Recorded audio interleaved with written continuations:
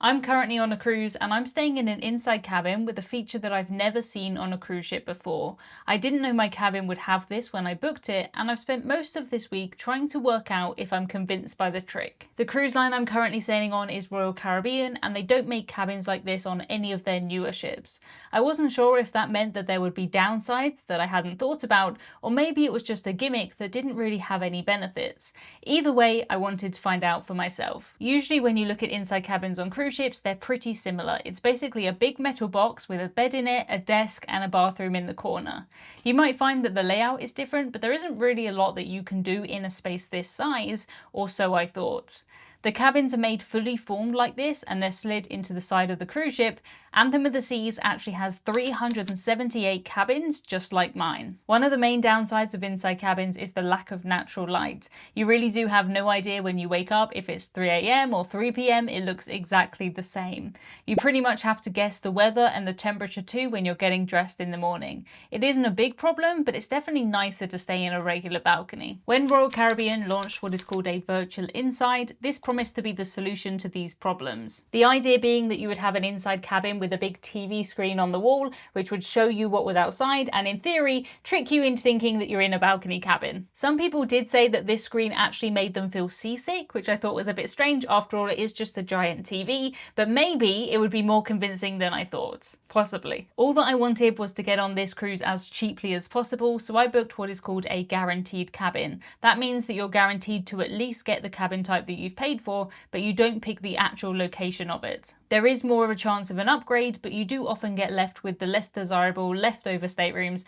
that no one else has chosen. I was cruising with family, so I figured I wouldn't be spending a lot of time in my cabin anyway, but we were cruising to Norway, so I did wonder how much I would miss those Norwegian views. A few weeks before the cruise, I got an email and noticed that my cabin had been assigned. I headed straight to Royal Caribbean's website to have a look at the deck plans, and I found my cabin towards the front of deck 13. I was assigned cabin 13139, and here it said a interconnecting virtual inside cabin. The interconnecting thing was a little bit of a concern. I have had cabins like that in the past that have been noisy, but I was far more interested in this virtual inside idea. Virtual did make it sound like some sort of 4D cinema. I could just imagine a fan going, maybe they'd pump in smells and sounds. That would be pretty cool. I had a quick search to find out what people were saying about the cabin, and I found one review that said, "Hate is not a strong enough word to describe how much I loathed it."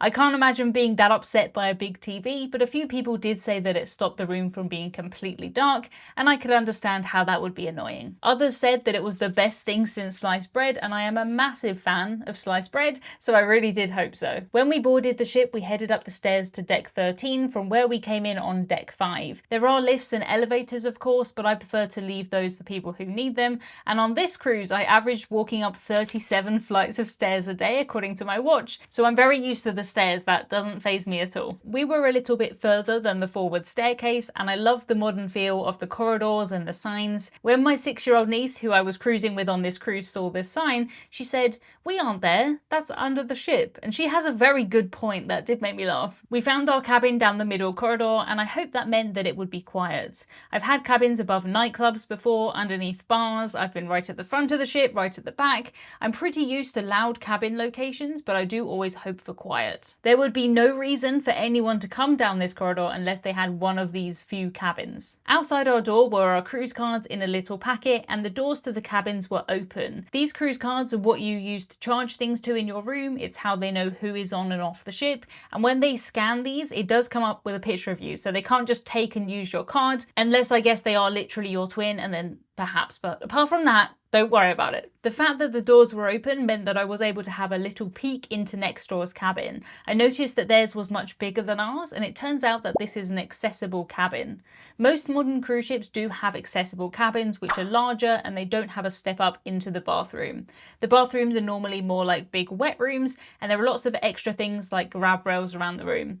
These cabins are limited in number and they do sell out very fast, so when people need a room like this, they normally need to plan further ahead. This This cabin was interconnecting with mine, meaning that there was a door between the two rooms. It's locked, of course, unless you are cruising together, but if you are traveling in a big group, it can be really great to have this feature. It's not a lot of fun if you have to go out into the corridor in the evening in your pajamas and go into another room to pick up a toothbrush because you've forgotten yours. I say that because I did forget to bring a toothbrush on this cruise. Even as much as I travel, I still do forget things. I'm thinking at this point maybe I should just invest in 2 toothbrushes.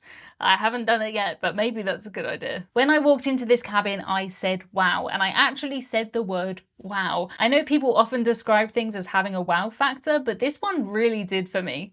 I loved the look of the room when I walked in, but of course I was instantly drawn to this massive TV screen that goes from floor to ceiling. Apparently it's 80 inches high, which for reference, my cat Hudson is 13 inches high, so that's like 6 Hudsons stacked on top of each other, which is an interesting image. On the screen, I could see the wonderful sights of Southampton, England, and another cruise ship off in the distance. Looking at it, I was really impressed. It was a live feed of outside, so if I waited long enough, I would see the birds flying by.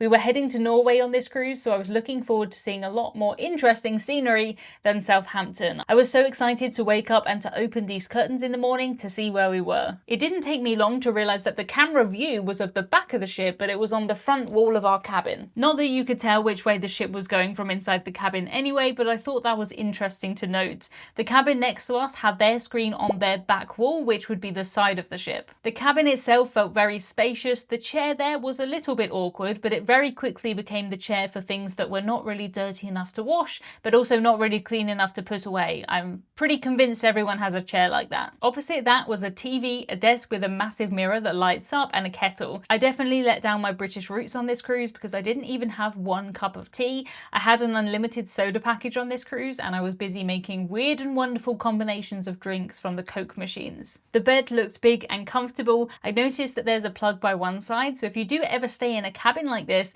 make sure you bagsy that one as soon as possible. Your Britishism of the week is the word bagsy, and bagsy just means to sort of lay claim on something. It's similar to calling dibs. I think that is the same thing, but you can ask someone to bagsy you a packet of crisps, for example. Crisps being potato chips, and we'll do that another day. There was storage above the bed, and this part did remind me of a caravan a little bit, not in a bad way, and this cabin was much nicer than any caravan I've ever stayed in. Much cleaner too. This cabin was spotless. It was cleaned every single day. We were only on board for 7 days, so we didn't really have a lot of stuff, but if I did, I imagined this extra space would be very useful. It was around now that our suitcases arrived in our cabin and we decided to unpack. We were very lucky because it only took our bags about an hour to get to our cabin. My mum's bag did go walkabouts for about 7 hours. No idea where it was during that time, but it was a relief when it showed up at her room. My mum had a balcony cabin down on deck 10. Here there was an area for hanging clothes, a safe, and lots of different shelves. At the bottom we found a few big drawers, and we used this part at the bottom of the wardrobe just for the shoes and the bags.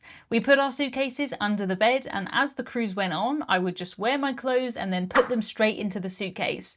That meant that by the end of the cruise, I was already 95% packed. When I do have a balcony cabin, I love to watch the sail away from there, but I didn't think this screen would really be the same, so I headed up to the top deck to watch our sail out of Southampton. I figured we would have long sail-ins and that I would catch one of those from my bed on the screen later. Every cruise ship cabin has its own bathroom, and ours was a fair size. It wasn't the biggest and definitely wasn't the smallest I've had. The toilet worked, the sink worked, the shower worked, and I don't really think there's anything else I need from a cruise ship bathroom. Perhaps a towel animal monkey. Well, one of those did show up in our cabin one day. I'm glad I looked in here with the lights on because I can't imagine going to the toilet in the night not knowing that this was here and trying to work out what that was when half asleep. That would be very scary. We did get the pool towels and bring them to our cabin just because they're quite a bit bigger than the regular white ones. On Royal Caribbean, you do have to return them to the pool deck or you get fined $25, so it's definitely important to remember that. They're nice, but they're not worth $25. Our bathroom did have a little night light, which was great, and the light from the balcony did help when trying to find the bathroom at night. When we went to sleep this first night, I pulled the curtains and I put a chair in front to try and stop the light coming through. There still is a bit of light here, even though the screen was mostly black, but personally I really like it. It was convincing at night, not so much in the day. When I woke up in the middle of the night, I could tell if it was nighttime or if the sun was rising, and that was fantastic. I know it might sound like a small thing, but it really makes a massive difference. In the morning, I could pull the curtains slightly and let in a little bit of light at a time instead of going from dark to light straight away, and I always feel so much better when I start my day like that. I guess my eyes just need some time to adjust. Our first day on board was a sea day, so we didn't really see much from the screen apart from this giant towel animal, but still I was really enjoying it. I did wonder if we could turn off this screen because I knew that some people wouldn't like all of this light at night. A few people had told me that the screen had made them feel seasick, and I'm not really sure that this screen would ever have that effect on me, but we were lucky enough to have very calm seas every day of our cruise. I will say though that the camera at the back was at a slight angle, and the balcony screen did have a fake balcony overlaid on the top, which just highlighted to me how wonky the camera was. Personally, I think it would be better without this pretend rail. It wasn't convincing me anyway, so if that wasn't there, I wasn't going to worry about falling out. I was not convinced. I did wonder at first if maybe we really were leaning a little, but we definitely weren't. The camera's just always like this. On most cruise ships, you are able to see a view like this either from the front or the back on the cabin TV. We didn't really use the cabin TV on this cruise, but we could see things on there like the daily schedule, we could watch some shows on demand. Royal Caribbean have an app that lets you check most of those things anyway though, so we would normally go for that over turning on the TV. Because I was cruising with family on this cruise, I was able to spend some time on their balconies, and there is no doubt that you can't beat a real balcony. The views of Norway like this were just incredible. The only way to beat it would be with a suite, of course, and I did meet a friend on board who invited me to have a look around her suite. It was absolutely amazing. It had a huge living room, 2 bedrooms, a massive balcony, and my favourite part is a bath. It has a real bath. That is living the dream. Waking up in our first port of Bergen and seeing the scenery was fabulous. Norway is a beautiful place no matter how you look at it, and having the scenery here just made us more excited to get up and get dressed and go out and have a look outside. It was hard to gauge the weather, but I did have an internet package and I could at least see on the screen if it was raining. The internet on this cruise was actually the fastest I've ever had at sea, which I didn't expect. For a bit of context, on most cruises I'm impressed if I get 5 or 6 megabits per second,